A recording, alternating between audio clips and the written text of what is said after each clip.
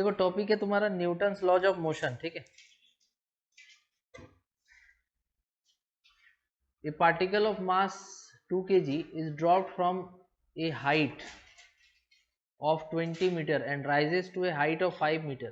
Calculate the change in momentum before and after hitting the ground. क्या होगा इसका answer? जब पार्टिकल को हाइट से ड्रॉप किया गया तो कितना हाइट से ड्रॉप किया गया था? तो ये जैसे पार्टिकल है यहाँ पे और इसको ड्रॉप कर रहे हैं हम 20 मीटर के हाइट से। तो अगर हम इसको 20 मीटर के हाइट से ड्रॉप करेंगे तो नीचे आते आते इसका वेलोसिटी क्या होगा? बढ़ जाएगा, है ना।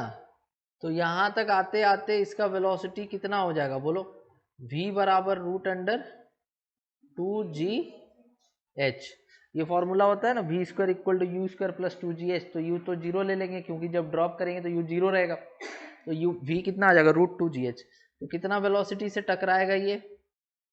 2 इंटू 10 इंटू 20, 400 का रूट। तो टकराया कितना से? 20 मीटर पर सेकेंड से टकराया। अब टकराने के बाद ये कितना हाइट ऊपर जा पाएगा? ये जा पाएगा 5 मीटर का हाइट। तो यहाँ पे टकराने के बाद इसका कितना वेलोसिटी होना चाहिए कि ये 5 मीटर तक कम से कम चला जाए? तो देखो एक फॉर्मूला लगा दो, v square equal to u square plus 2as वाला। मैक्सिमम हाइट पे वेलोसिटी जीरो हो जाएगा। इनिशियली कितना वेलोसिटी से ऊपर जा रहा है हमको पता नहीं है, माइनस लिखेंगे क्योंकि ग्रेविटी नीचे लगेगा। और हाइट कितना है? 5 दूनी 10, 10 इंटू 10 100। तो यू स्क्वायर आ गया 100। तो यहाँ से यू कितना आ गया? 10 मीटर पर सेकेंड। तो ये जो 10 मीटर पर सेकेंड आया ये ऊपर जाने का, और टकराने से पहले 20।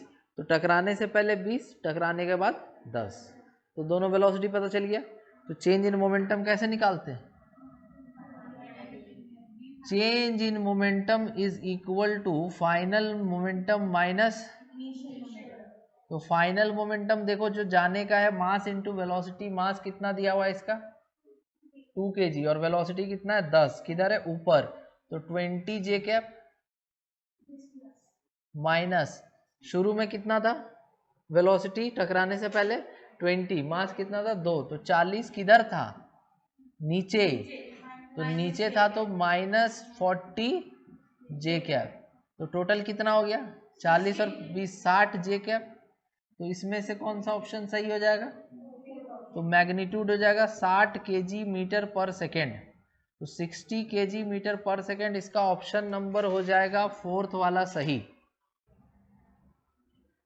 नेक्स्ट क्वेश्चन है calculate the tension in the rope of mass m। जैसे ये रोप है, इस रोप का मास है कैपिटल M। अब बोल रहा है कि इस P पॉइंट पर, जो कि total length of the rope भी दिया हुआ है L, तो P पॉइंट पे कितना टेंशन होगा इस रोप में? What is the tension at this point P? देखिए सबसे पहले यहाँ पर ये सोचो कि जो टेंशन होगा वो कहाँ पे निकालना हमको?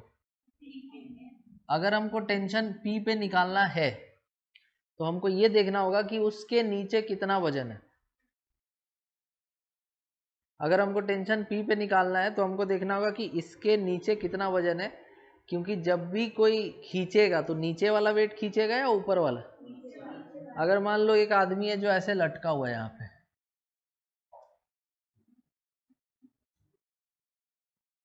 ठीक है, और दूसरा आदमी यहाँ लटका हुआ है ऐसे ठीक है, ऐसे एक आदमी और है, मान लो वो यहाँ लटका हुआ है।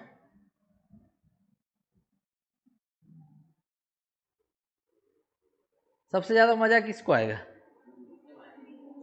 तो मजा तो किसी को नहीं आएगा, लेकिन लेकिन सबसे ज्यादा तकलीफ किसको होगा? इसको इसलिए होगा क्योंकि इसके नीचे ज्यादा से ज्यादा वेट है। तो इस पॉइंट पे जो भी टेंशन होगा वो इस वेट की वजह से होगा। समझ गए? तो सेम तरीका तुमको यहाँ भी लगाना है, सेम तरीका तुमको यहाँ भी लगाना है। तो फॉर एग्जाम्पल जैसे मान लो कि हमको निकालना है टेंशन यहाँ पर, तो हमको देखना होगा कि इसके नीचे कितना वेट है। तो एक वेट तो ये है जो कितना mg, दूसरा वेट इस रस्सी का है, तो इस रस्सी का लेंथ कितना है l माइनस एक्स। तो अगर सपोज यूनिटरी मेथड लगाते हैं, l लेंथ रस्सी का मास m है, तो 1 यूनिट लेंथ रस्सी का मास कितना हो जाएगा m/l। तो हमको कितना रस्सी का मास चाहिए, तो l माइनस एक्स रस्सी का मास हो जाएगा m/l into l minus x. तो ये हो गया मास। तो टोटल मास जो नीचे की तरफ है P पॉइंट के नीचे, P पॉइंट के नीचे टोटल मास एक तो mg तो रहेगा ही, साथ में और कौन रहेगा m/l, l minus x into g, weight लेना है ना। ये हो गया टोटल वेट नीचे की तरफ, और जो पॉइंट P है ऊपर टेंशन मान लो कितना है T। कौन सा ऑप्शन होगा, तो सेकेंड ऑप्शन यहां सही हो जाएगा। This is the value of tension at the point P। अब एक काम करो, तुम ऐसा करो कि इस वाले T इक्वल टू इतना आ गया ना, अब बैलेंस हो गया ना, नहीं बैलेंस होगा तो क्या होगा, मान लो ये ज्यादा हो गया, टेंशन उतना नहीं हो पा रहा है, रस्सी टूट जाएगा। अरे कपड़ा सीने वाला जो धागा होता है ना, उसमें 20 kg का पत्थर लटका दो, वो रह पाएगा क्या, क्योंकि उतना टेंशन रस्सी प्रोवाइड नहीं कर पाएगा। वो उसी कपड़ा सीने वाला रस्सी में तुम चाहो तो 10 ग्राम 20 ग्राम का वजन लटका दो, तो वो सह लेगा उतना। समझ रहे हो बात। और तुम देखना बहुत बार ऐसा होता है कि ज़्यादा मोटा रस्सी रहने से वो ज़्यादा वेट को सह पाता है, क्योंकि उसको ऐसा बनाया गया कि उसमें ज़्यादा टेंशन डेवलप हो पाएगा। अब एक काम करो, तुम यहाँ पे x का वैल्यू l रखो, तो इस इक्वेशन में t बराबर क्या हो जाएगा mg plus m/l, l minus l into g. मतलब अगर हम यहाँ से xl लेते हैं, xl लेते हैं, तो इस पॉइंट पर वेट केवल कौन है, यही है ना। तो इस पॉइंट पे टेंशन बोलेगा तो केवल mg आएगा। वही तुम x का वैल्यू 0 ले लो,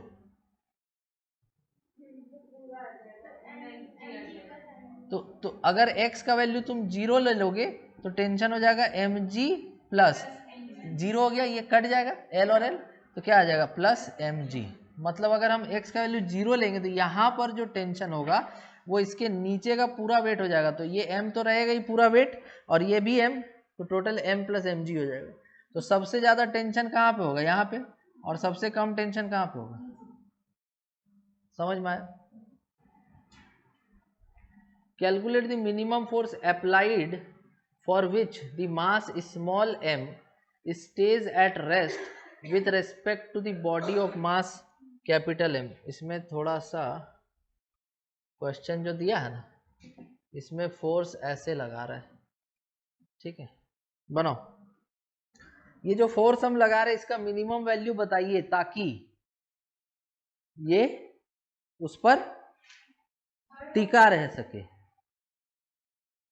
बनाओ बनाओ, बना के बताओ, बना के बताओ।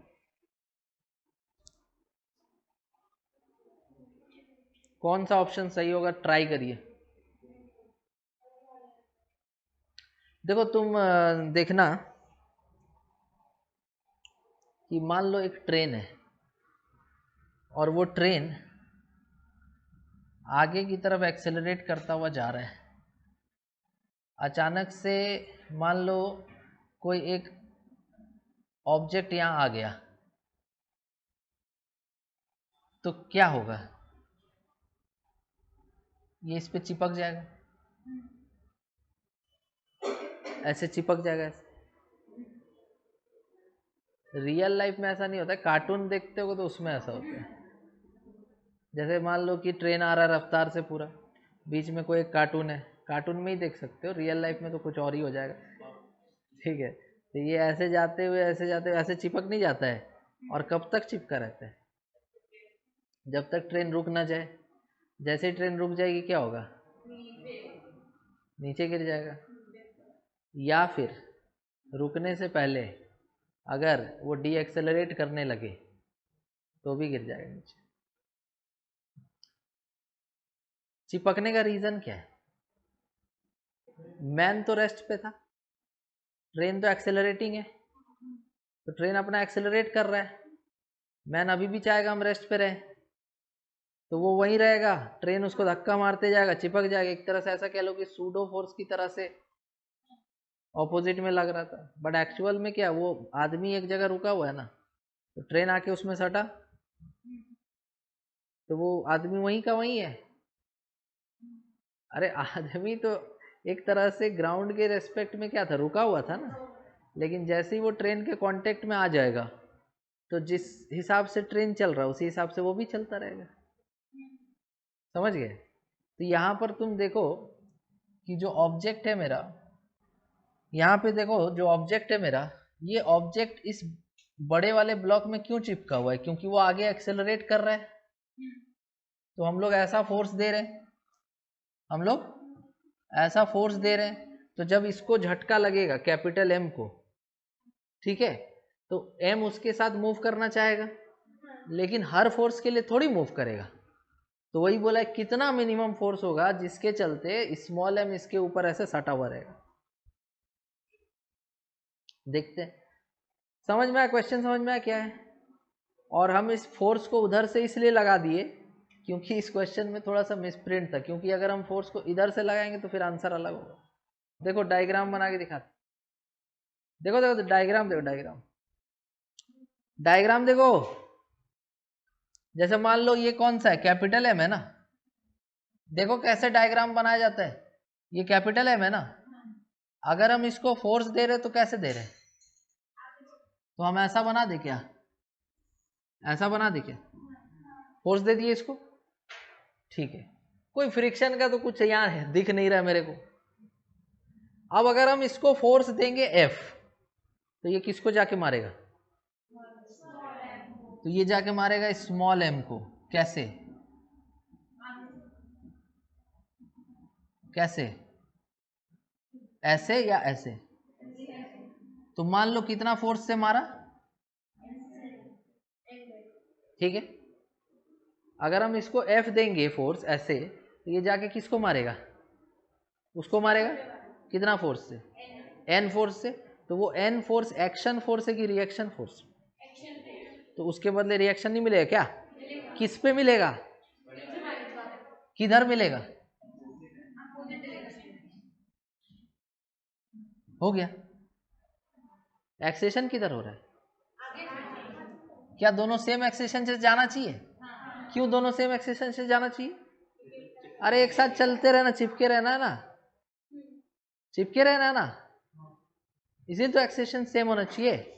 बात बताओ इसका इक्वेशन क्या हो जाएगा, नेट फोर्स बराबर मास इंटू एक्सेशन, और इसका नेट फोर्स बराबर मास इंटू, क्लियर है? अच्छा ये फ्रिक्शन भी लेना है क्या यहाँ पे, हाँ हाँ फ्रिक्शन भी लेना है, चलो ठीक है, ठीक है, ठीक है। अब एक बात बताओ कि दोनों अगर साथ में चल रहा है, तो दोनों अगर साथ में चल रहा है तब इसका एक्सेलरेशन ए ही है ना, तो नेट फोर्स कितना है, दोनों अगर साथ में चलेगा तब नेट फोर्स कितना है, नेट फोर्स है टोटल मास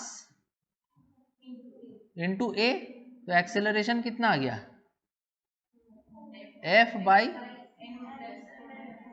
एम प्लस, इतना समझ में आया तो बोलो, ये नेट फोर्स हो गया।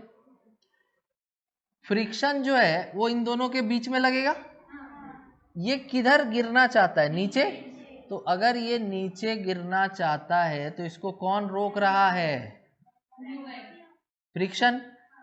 तो क्या फ्रिक्शन यहाँ mg के बराबर होना चाहिए ना, तो फ्रिक्शन mg के बराबर होना चाहिए, और फ्रिक्शन तो म्यू n होता है, तो n कितना हो जाएगा, m a बराबर mg, तो यहां से a कितना आ गया बोलो, m तो कट गया, g बाई म्यू, इतना समझ में आया।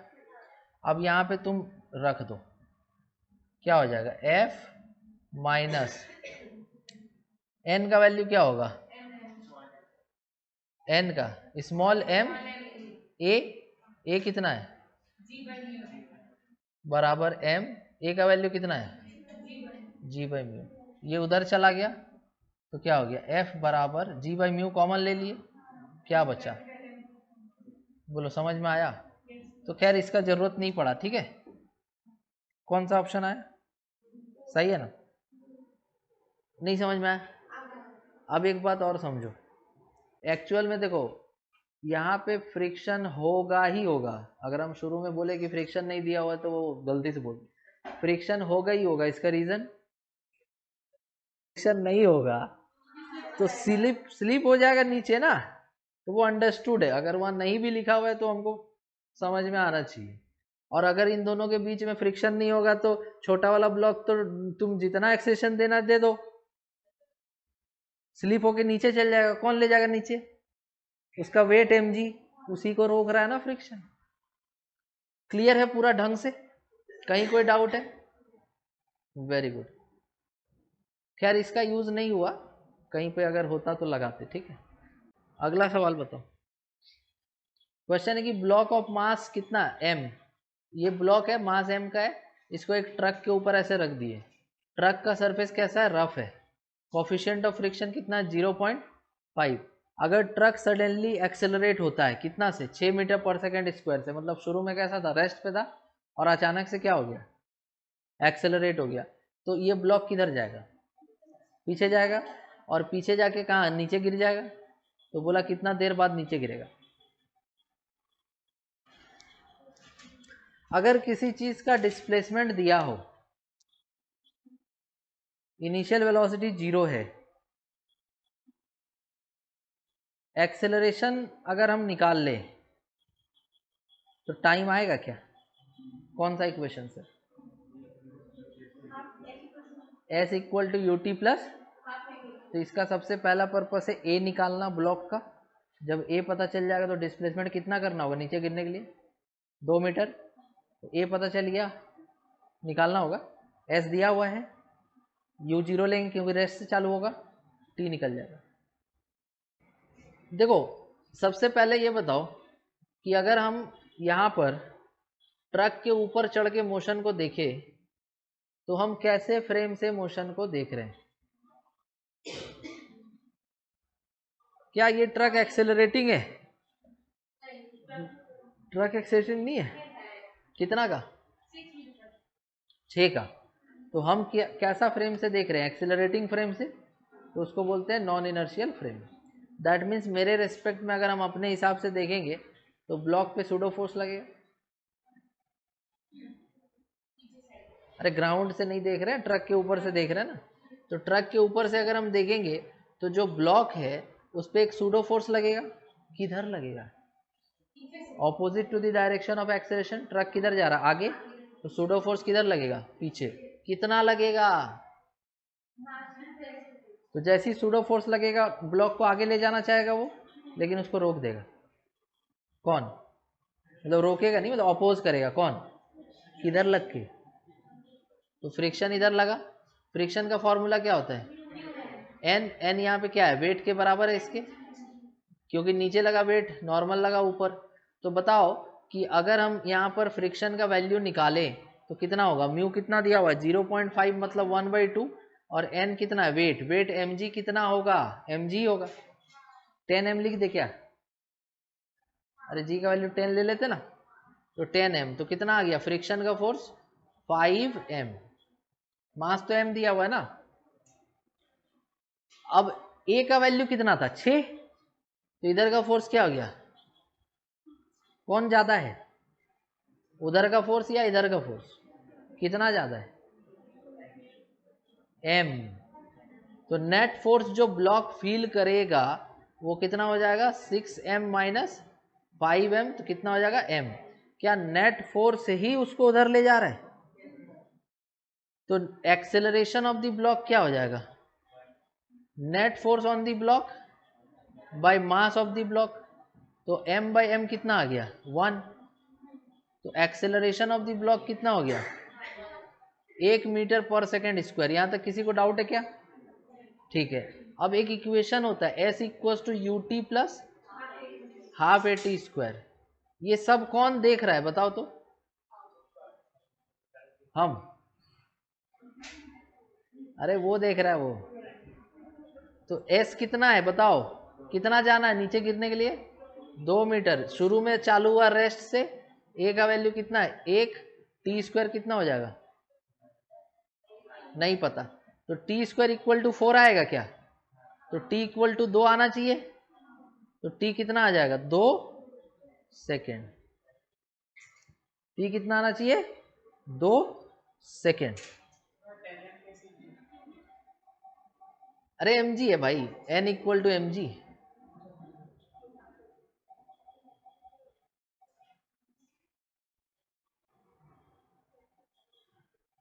अगला क्वेश्चन है calculate acceleration of mass 2 kg if a constant force of 12 newton is applied on 6 kg mass given that the surface between the blocks is rough with friction coefficient 0.3 while ground surface is smooth.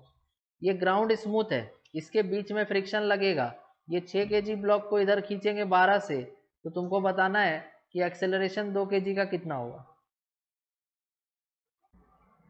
देखो कैसे बनेगा, देखो ध्यान से देखना, ध्यान से देना, बहुत कुछ इसमें बताएंगे। कितना ब्लॉक है? क्या ऐसा जरूरी है कि दोनों ब्लॉक्स एक साथ चलेगा? ऐसा हो सकता है कि ये नीचे वाला आगे आगे जा रहा हो, ये पीछे पीछे थोड़ा धीरे धीरे जा रहा हो?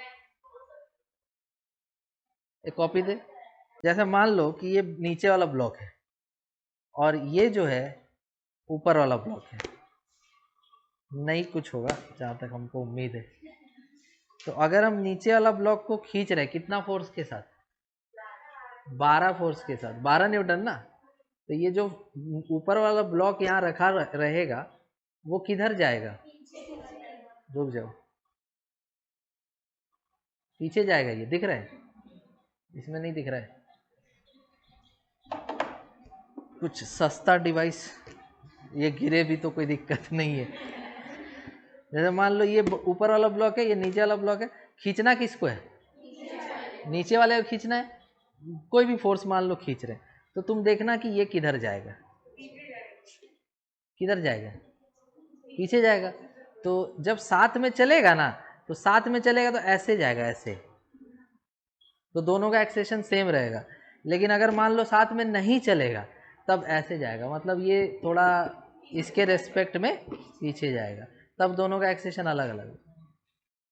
अगर साथ में चलेगा तो तुमको दोनों ऐसे जाता हुआ दिखाई देगा, ऐसे। इनके बीच में कोई स्लाइडिंग, तो उसको बोलेंगे कि स्टैटिक कंडीशन है दोनों के बीच में। लेकिन अगर मान लो ऐसे हुआ, तब तो ये ब्लॉक इसके ऊपर स्लाइड किया ना। कुछ समझ आ रहा है? बहुत इंपॉर्टेंट कॉन्सेप्ट। तो अगर हम फोर्स ऐसे लगाएं तो इसका टेंडेंसी किधर हुआ जाने का? पीछे। अब इसको देखो कि जैसे मान लो कि हम नीचे वाला ब्लॉक कितना 6 न्यूटन, 6 kg, तो ये 6 kg पे फोर्स ऐसे लगाए तो ऊपर वाला ब्लॉक का टेंडेंसी किधर बनेगा जाने का? अगर ऊपर वाले ब्लॉक का टेंडेंसी बनेगा पीछे जाने का, तो भाई फ्रिक्शन आगे लगेगा ना, और वही फ्रिक्शन इस पे इक्वल एंड ऑपोजिट पीछे लगेगा ना, क्योंकि फ्रिक्शन इंटरनल फोर्स है। ये डायग्राम तुमको एकदम समझ में आना चाहिए क्योंकि बहुत जगह यूज हो। इतना क्लियर है? नहीं क्लियर है? हाँ, एक चीज और नोट करो कि पहले हम सोचते हैं ऐसा, जो जरूरी नहीं है। हम ऐसा सोचते हैं कि दोनों एक साथ चल रहे हैं। क्या सोच रहे हैं हम? दोनों एक साथ चल रहा है। तो जब दोनों एक साथ चलेगा तो दोनों को एक ही ब्लॉक मान लेते हैं। कोई दिक्कत है? तो दोनों को एक ही ब्लॉक मान लेंगे तो कितना मास हो जाएगा? 8 kg। और 8 kg पे कितना फोर्स लगेगा? 12 न्यूटन। मतलब कि एक्सेलरेशन क्या हो जाएगा? Force by mass, force by mass. तो 12/8 कितना हुआ बोलो तो? 1.5 हुआ। यहां तक डाउट है तो बताओ। अब तुम 1.5 देख करके तुरंत टिक मत लगा देना, क्योंकि अभी हमको एक कंडीशन और वेरीफाई करना है कि जो हम सोचें वो सही है या नहीं, दोनों साथ में चलेगा भी या नहीं चलेगा। तो वेरीफाई कैसे करेंगे? देखो, ये जो फ्रिक्शन है वो यहाँ लग रहा है, तो यहाँ लग रहा है, तो अगर इसका वेट पूछे तो तुम बोलेगा सर 20 है, और इसका नॉर्मल 20 के बराबर है, तो फ्रिक्शन का अधिकतम मान जो होता है लिमिटिंग वैल्यू वो म्यू एन होता है। तो म्यू का वैल्यू कितना दिया हुआ है? 0.3 है ना, और एन कितना? 20। तो फ्रिक्शन का अधिक से अधिक वैल्यू 6 हो सकता है। तो अगर इस ब्लॉक पे अधिक से अधिक 6 न्यूटन का फोर्स लगेगा तो इसका एक्सेलरेशन अधिक से अधिक कितना हो पाएगा? फोर्स बाय मास कितना? 3 मीटर पर सेकेंड स्क्वायर। और इसका एक्सेलरेशन कितना हो पाएगा? 12 इधर और इधर 6, कितना हुआ? 12 माइनस 6 बाई इसका मास कितना है? 6। तो इसका एक्सेलरेशन कितना हुआ? अब तुम एक बात हमको ये बताओ कि इस पे अभी ध्यान मत देना, अभी इस पे ध्यान दो। हम ऐसा सोच रहे हैं कि जैसे ये 12 है, 12 लगाए, तो जब 12 लगाए तो हम सोचे फ्रिक्शन मैक्सिमम ले लेते हैं ना, तो 6 ले लिए, किधर? उधर ऐसे गया, तो इस पे फ्रिक्शन किधर लगा? आगे। तो फ्रिक्शन इसको खींचा, कितना एक्सेशन करा दिया इसको? 3 का। और इसको कितना हो रहा है? इधर का 12 इधर का 6 मिला के 6/6 1 हो रहा है। तो अब तुम बताओ कि ये ए से एक्सेलरेशन करेगा और ये 3 से करेगा, मतलब खींच इसको रहे हैं और ये एक्सेलरेट होकर के भाग गया, इससे आगे जाके गिर गया नीचे। ये पॉसिबिलिटी कुछ ठीक लग रहा है क्या? मतलब कि ये कंडीशन तो गलत है, दोनों चलेगा साथ में। एक चीज और याद रखना, एक चीज और याद रखना कि अगर इसका वैल्यू कितना है? 3 है, और साथ में चलता तो अगर ये वैल्यू तुम्हारा ज्यादा है ना, कौन सा? मैक्सिमम एक्सेलरेशन कितना है? 3 है ना, तो maximum acceleration is greater then common acceleration. ठीक है, तो maximum acceleration is greater then common acceleration. इस केस में दोनों अलग अलग नहीं चलेगा। अगर दोनों के बीच रिलेटिव स्लाइडिंग होना है तो तुमको देखना होगा common acceleration is greater than the. कुछ समझ आया या नहीं आया? तो इसका आंसर क्या होगा? 1.5। ठीक, इतना तुम सोच के बनाएगा तो आंसर 1.5 आएगा, और नहीं भी सोचेगा तो बोलेगा सर 6 और 8, 6 और 2 8 हुआ, उधर 12 12 बटा। लेकिन किसी किसी क्वेश्चन में धोखा खा जाओगे। फिर यहाँ पर आंसर बहुत आसानी से 1.5 आ जाएगा, लेकिन जहाँ पर रिलेटिव स्लाइडिंग होने लगेगा ना, वहाँ फिर तुमको ऐसे बनाना पड़ेगा। क्लियर है?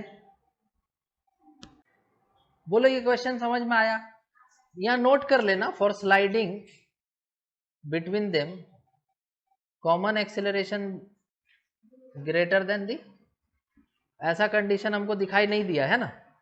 यहाँ कॉमन एक्सेलरेशन कितना है? 1.5, और ब्लॉक का मैक्सिमम एक्सेलरेशन कितना है? 3। ब्लॉक का मैक्सिमम एक्सेलरेशन कितना है और कॉमन एक्सेलरेशन कितना है? 1.5। तो वो ब्लॉक 3 से चलने लगेगा? अरे 1.5 से चलेगा ना, साथ में चलेगा दोनों। जल्दी बनाओ।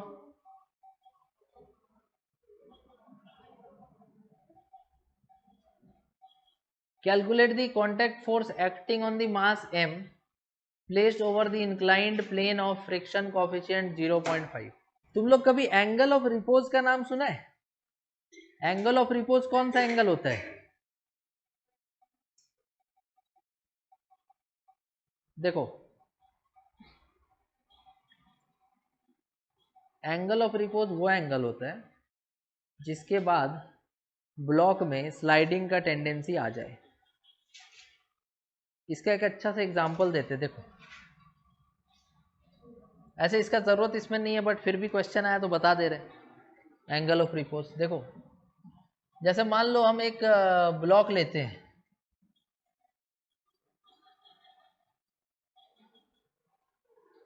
ठीक है, एक ब्लॉक मतलब इंक्लाइंड प्लेन लेते हैं, जिसमें एंगल थीटा है। तो जो जो ब्लॉक इसके ऊपर ऐसे रखा हुआ है, ऐसे रखा हुआ है, ऐसे धीरे धीरे इंक्लाइन करोगे तो नीचे जाना चाहेगा, लेकिन एक लिमिट होगा, एक पर्टिकुलर एंगल होगा जिसके बाद उसका टेंडेंसी बनेगा जाने का। उस मिनिमम एंगल को हम लोग बोलते हैं एंगल ऑफ रिपोज। समझ आया? नहीं समझ आ रहा? फ्रिक्शन कब कब कब तक नहीं लगेगा? जब तक मोशन का टेंडेंसी नहीं बनेगा। मोशन का टेंडेंसी नहीं तो फ्रिक्शन कैसे लगेगी? आया समझ में? तो एंगल ऑफ रिपोज वो एंगल है, minimum angle with the horizontal of the inclined plane, जिसके बाद ब्लॉक में नीचे गिरने की टेंडेंसी डेवलप हो जाएगी और फिर फ्रिक्शन लगना चालू। ठीक है? तो यहाँ पे जब तुम चेक करोगे ना, तो यहाँ पे तुम्हारा ये tan 37 कितना होता है? 3/4, उसको 0.75 बोल सकते हैं। तो यहाँ पर जो एंगल ऑफ रिपोज है, अगर कहीं मान लो जरूरत पड़ा कि एंगल ऑफ रिपोज निकाल के बताइए कितना होगा, तो ऐसे निकालना। पहले तो तुम यहाँ पे देखो कि जो एंगल ऑफ इंक्लिनेशन है वो कितना है, एंगल ऑफ इंक्लाइनेशन कितना है। तो एंगल ऑफ इंक्लिनेशन कितना है यहाँ पे? Theta equal to 37। तो tan थीटा कितना होगा? tan 37। tan 37 कितना होता है? 3/4। 3/4 कितना होता है? 0.75। तो थीटा कितना आया यहाँ पे? tan inverse 0.75। ये मेरा आया एंगल ऑफ, नहीं नहीं नहीं नहीं, एंगल ऑफ इंक्लिनेशन। ऐसा इसलिए निकाले हैं क्योंकि एंगल ऑफ रिपोज होता है mu equals to tan alpha, जहां पर अल्फा क्या है यहाँ पे बताओ? tan inverse mu. म्यू कितना दिया हुआ है? तो ये जो अल्फा है ना, ये है एंगल ऑफ रिपोज। तो कौन ज्यादा है, ये या ये? ये ज्यादा है। तो तुम्हारे हिसाब से tan 60 कम होगा और tan 30 ज्यादा होगा? tan थीटा इक्वल टू 0.75 और tan अल्फा इक्वल टू 0.5, ये ज्यादा है।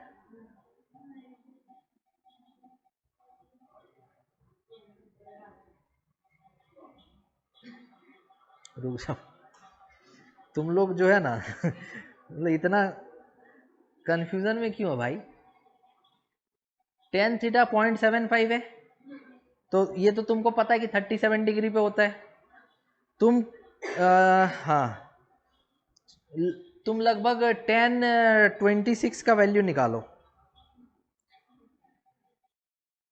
या tan 27। tan 27 डिग्री का वैल्यू 0.5 होता है, तो 27 डिग्री ज़्यादा है या 37 डिग्री ज़्यादा है? तो बोलो ना ये ज़्यादा है, उतना करने की जरूरत भी नहीं है, वो तो तुम्हारे संतुष्टि के लिए कर दिया हम। तो एंगल ऑफ रिपोज यहाँ कितना है लगभग, और एंगल ऑफ इंक्लिनेशन कितना है लगभग? तो स्लाइड करने का टेंडेंसी बना है या नहीं बना है? बिल्कुल बना है, इस एंगल पे ही बन जाएगा। यहाँ तो 37 है। एंगल ऑफ रिपोज कौन सा एंगल है? जिस एंगल ऑफ इंक्लिनेशन पे उस ब्लॉक का स्लाइड करने का टेंडेंसी बन जाए, वो कितना है? 27। और यहाँ कितना दिया हुआ है? नहीं करेगा स्लाइड? करेगा, बिल्कुल करेगा। तो अब बनाते, तो ऐसा हम चेक कर लिए।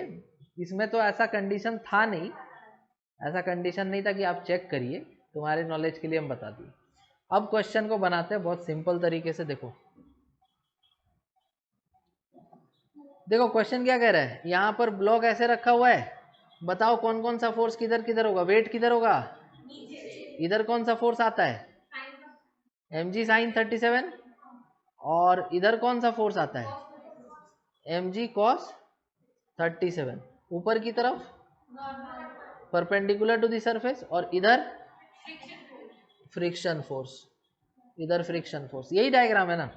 कांटेक्ट फोर्स जो होता है ना, वो होता है resultant of the friction and the normal. कुछ समझ में आया? Resultant force is the resultant, contact force is the resultant of friction and normal. और फ्रिक्शन तो 50 बार बोल चुके हम कि फ्रिक्शन म्यू एन होता है, और एन कितना है? Mu M G cos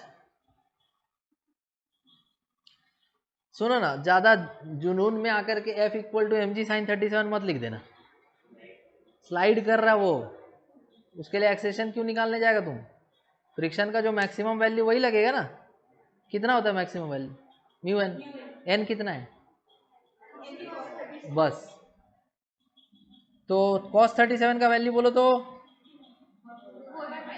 4/5। Very good, तो F तो आ गया। ठीक है, अब एक बात बताओ, फ्रिक्शन निकाल लिया हम, एन एन एन कितना है? mg cos 37 है क्या? तो cos 37 अभी कितना बोला तुम? 4/5, तो 4/5 mg दोनों आ गया, यहाँ रख दो, दोनों आ गया, यहाँ रख दो। हाँ 4/5 तो बाहर आ जाएगा, एफ स्क्वायर कितना हो बोलो, और mg भी बाहर आ जाएगा, उसको भी निकाल लो बाहर। ज्यादा आसान करना है ना कैलकुलेशन। तो बचेगा यहाँ, क्या बचेगा? 1 बचेगा या म्यू बचेगा? म्यू, और यहाँ तो पूरा बाहर आ चुका है, तो 1। अब बोलो म्यू स्क्वायर का वैल्यू कितना है? 0.5, 1/2 लिख देते हैं। 1/2 का स्क्वायर 1/4, 1/4 प्लस 1 5/4, तो एक √5 इससे कट जाएगा, इसका √2 होगा, ये 2 कट जाएगा। अब मिल रहा है क्या? हाँ फोर्थ वाला है। एक बात बताओ, क्वेश्चन में कह रहा है कि calculate the final velocity of the particle of mass 2 kg if initial velocity is 6। Initially कितना से चल रहा है? 6 से चल रहा है। मास मास दिया 2 kg, तो हमको इनिशियल मोमेंटम पता है कितना? Mass into velocity 12। फोर्स लगाने से मोमेंटम चेंज हो जाएगा, तो एफटी ग्राफ का एरिया क्या देता है? Very good, change in momentum. तो जब एफटी ग्राफ यहां दिया हुआ है, तो तुम चेंज इन मोमेंटम के बराबर कर दो area of the graph. Area of graph जो देगा FT graph, area of graph किसका? एफटी ग्राफ का एरिया क्या देता है? तो कितना एरिया है इसका बताओ तो? 12 एरिया है। इसका एरिया है half into base into height, 6 चौके 24/2 कितना आया? 12। तो ये एरिया 12 आया। तो चेंज इन मोमेंटम क्या हो जाएगा? Final momentum minus initial momentum बराबर 12। फाइनल मोमेंटम कितना है नहीं पता है मेरे को, क्योंकि फाइनल वेलोसिटी नहीं पता है। इनिशियल मोमेंटम कितना है? मास इंटू वेलोसिटी बराबर 12। क्या इनिशियल मोमेंटम हम जानते हैं? मास 2 kg है, 2 इंटू 6 12, तो 12 12 24, और फिर 2 से डिवाइड हो जाएगा, तो v कितना आ जाएगा? खाली 12 12 हो गया है, हर जगह 12 12 दिख रहा है। ठीक, the pulley and string are smooth and of negligible mass. String का मास नहीं लेना है, पुली का मास नहीं लेना है। For the system to be in equilibrium the angle theta should be, कितना होगा? देखो बताते हैं। फर्स्ट आ रहा है,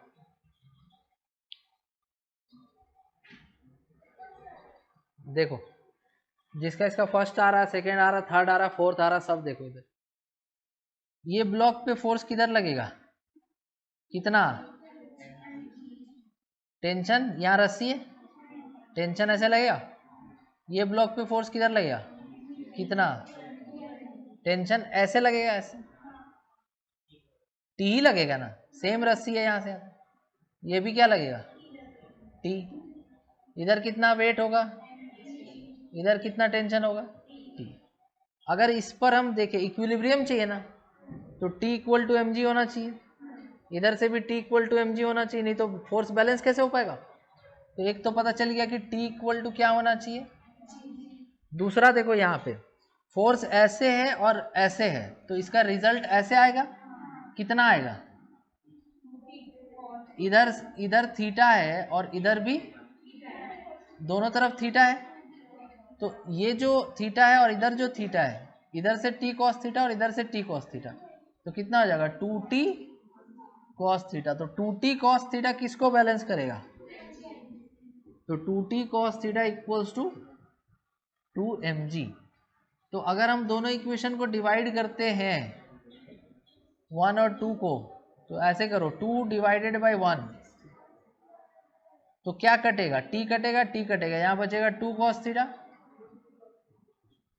अच्छा एक बात बताओ, यहाँ 2 mg है ना, ठीक, ये 2 mg और ये mg कटेगा, क्या बचेगा 2, तो cos थीटा 1 आ गया, cos थीटा 1 आया मतलब थीटा कितना होना चाहिए था, बना पाया था, वेरी गुड। तो theta must be 0 degree for this system to remain in equilibrium. समझ आया, मतलब एक्चुअल डायग्राम ऐसा होगा, देखो देखो देखो,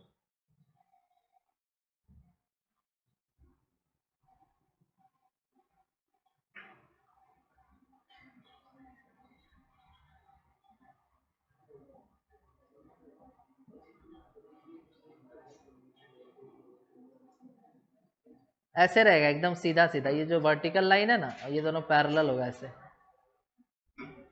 थीटा 0 मतलब ऐसे सीधा हो गया ना, ऐसे रहेगा तब इक्विलिब्रियम में रह पाएगा, क्योंकि इसका t इसका t और इधर का 2 mg, तो ऊपर का 2t 2 mg बराबर, तो 2t बराबर 2 mg मतलब t बराबर mg, और यहाँ से भी t और mg बराबर है, यहाँ से भी t और mg बराबर है, सब फोर्स बैलेंस्ड हो गया। समझ में आया। अगला सवाल दे रहे, क्वेश्चन कह रहा है कि bar of mass m1 is placed on a horizontal plank of mass m2 which rests on a smooth horizontal plane. देखो ये एक प्लेन है, यहाँ स्मूथ है, यहाँ कोई फ्रिक्शन, यहाँ पे कोई फ्रिक्शन नहीं लेना है, यहाँ इसके बीच में फ्रिक्शन रहेगा, और कोफिशिएंट दिया है क्या, के दिया, के। Plank is subjected to a horizontal force F, इस पर एक फोर्स एफ लगा रहे जिसका वैल्यू टाइम के साथ बढ़ रहा है, ए यहाँ पे एक्सेलरेशन मत ले लेना, ये कांस्टेंट वैल्यू है, ठीक है। तो F equals to A two A T, T time है, मोमेंट बताओ कब कितने समय पे दोनों के बीच में स्लाइडिंग हो जाएगा।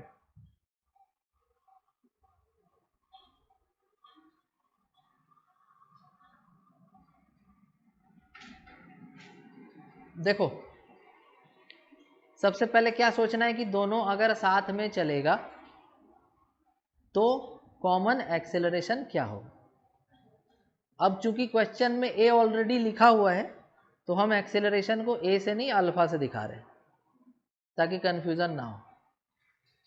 तो अगर दोनों साथ में चलेगा तो दोनों को एक ही ब्लॉक मान लेंगे, कितना फोर्स लगेगा F, और मास कितना होगा m1 प्लस m2।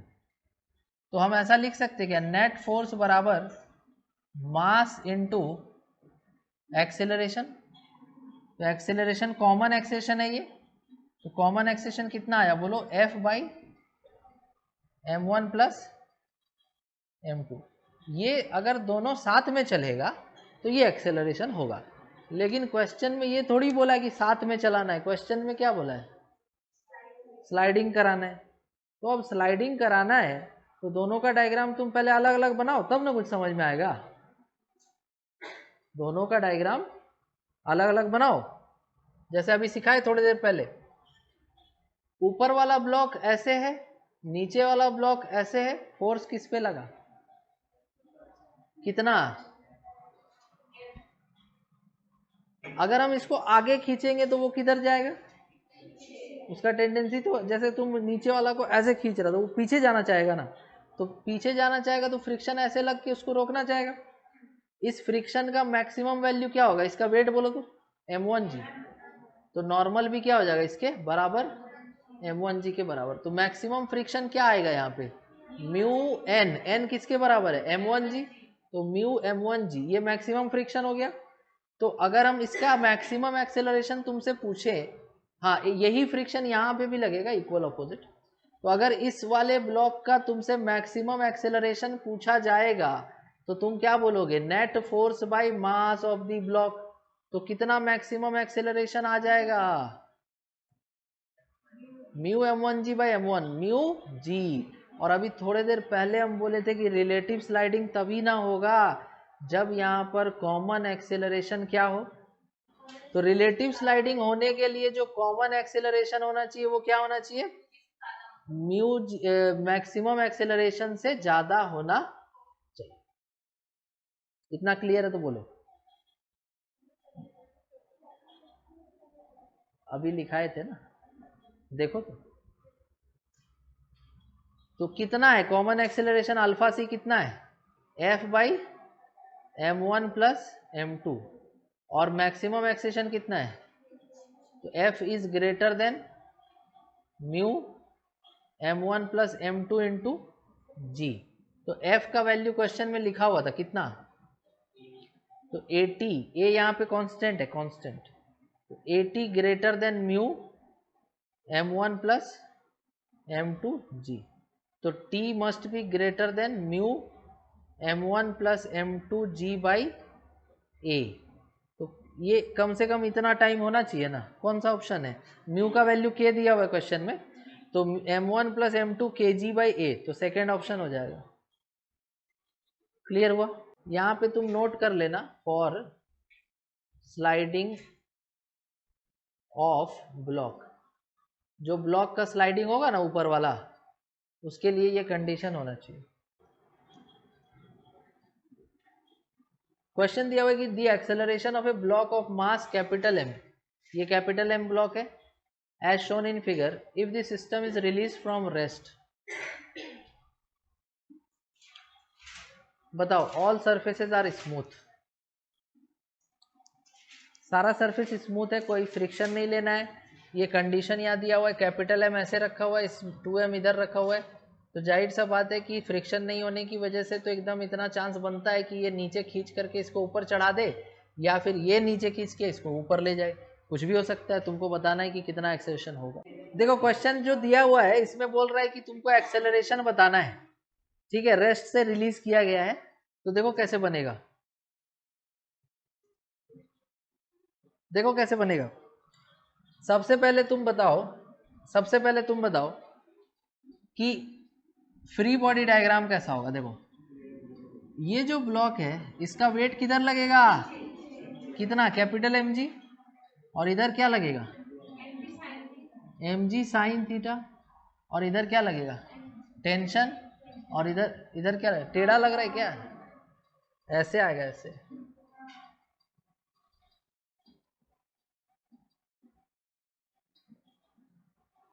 इधर क्या लगेगा, एम जी कॉस थीटा, इस तरफ एम जी साइन थीटा, और इधर आ जाएगा नॉर्मल, और इधर आ जाएगा टेंशन। ये सही है। अच्छा देखो, तो ये टेंशन टी है, यहाँ भी टेंशन टी होगा, यहाँ भी टेंशन टी होगा, ये टी टी मिलके कितना हो जाएगा, टूटी फ्रूटी हो जाएगा। ये इधर से टी गया, फिर टी गया, टी गया, तो टी और टी मिलके यहाँ टू टी हो गया। और इधर कितना वेट है, 2mg, क्योंकि इसका मास 2m है। तो अगर हम थोड़ा देर के लिए ऐसा मान ले कि एक्सेलरेशन ऐसे हो रहा है, ठीक है, और एक बात और कि इसका एक्सेलरेशन और इसका एक्सेलरेशन सेम नहीं होगा, हम निकाल के बता देंगे। मान लो इसका एक्सेलरेशन कितना a2 और इसका एक्सेलरेशन कितना है a1, कोई ज़रूरी नहीं है, कोई बोलेगा सर हम ऐसे नहीं ले सकते, एक्सेलरेशन ले सकते हैं, जो लेना लो, आंसर आएगा तो अपने आप समझ में आ जाए, प्लस माइनस में आ जाएगा।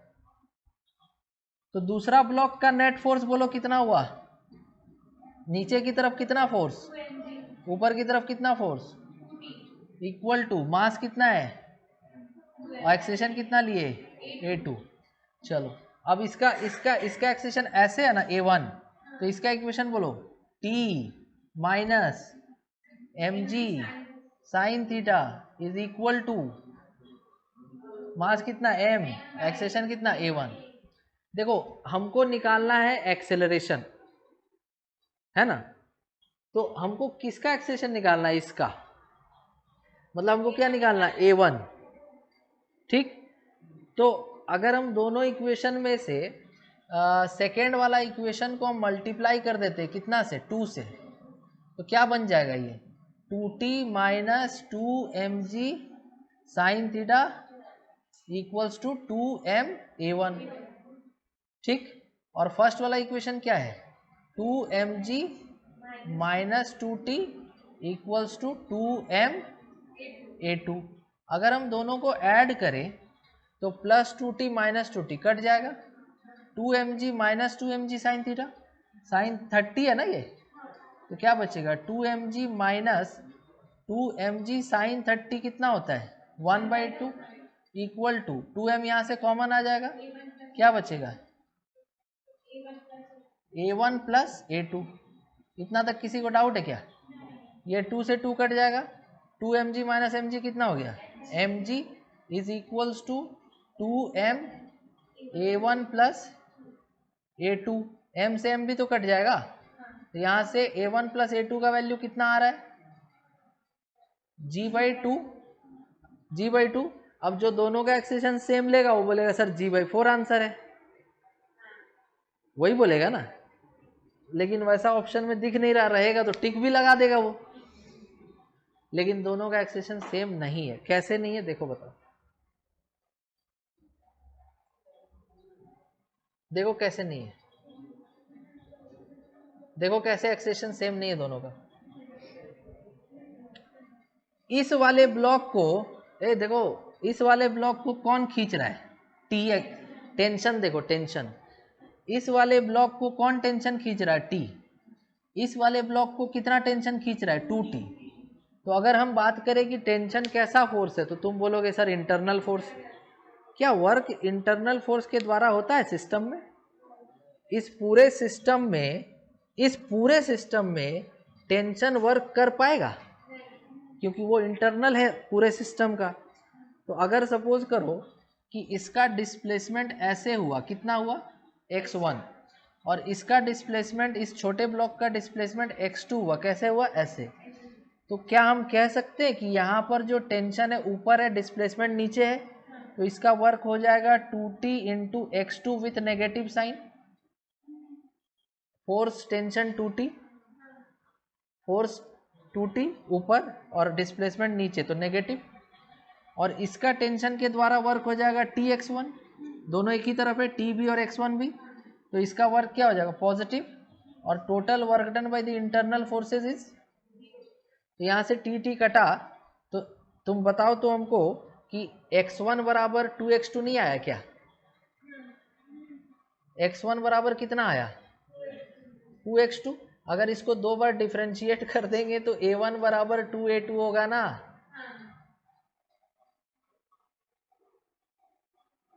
डिस्प्लेसमेंट का डिफरेंशिएशन करते हैं, वेलोसिटी आता है, फिर वेलोसिटी का डिफरेंशिएशन करते हैं, तो अगर x1 2x2 है बराबर, तो a1 2a2 होगा ना। मतलब कि इस a2 को हम कितना लिख सकते हैं? a1/2। तो इस a2 को हम लिख सकते हैं a1/2। तो यहाँ a2 के जगह क्या आना चाहिए था? a2 के जगह आना चाहिए था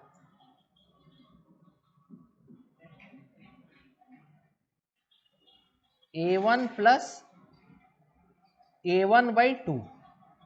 3a1/2 बराबर g/2, तो 3a1 बराबर 3a1/2 बराबर g/2। 2 से 2 कट गया, तो a1 कितना आ गया? g/3। और डायरेक्शन क्या है? a1 ऐसे लिए थे ना, तो कौन सा ऑप्शन होगा? बोलो, समझ में आया ये क्वेश्चन? पूरा डिटेल में बताएं, एक एक पॉइंट बताएं, ठीक है। तो आज के क्लास में इतना ही, अगले दिन आगे पढ़ेंगे।